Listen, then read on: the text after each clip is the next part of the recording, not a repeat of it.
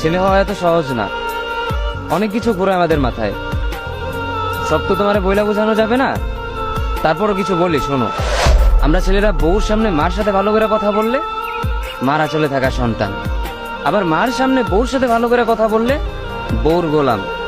নিজের ছেলে মেয়েদের যদি মারি আমাদের দয়া মায়া নাই, আর ওই ছেলে মেয়েদের যদি কিছু না বলি আশকারা দিতেছি।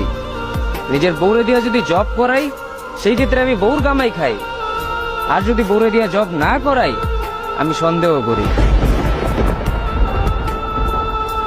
সারাদিন ঘরের বাইরে থাকলে আমরা বাদাইম্মা, আর যদি ঘরের ভিতরে থাকি তাহলে বেকার, কাজ কাম নাই।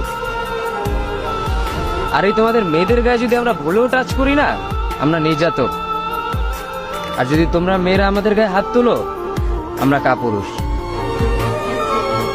আর একটা ছেলে কি বা করে পুরা লাইফে নিজের জন্য?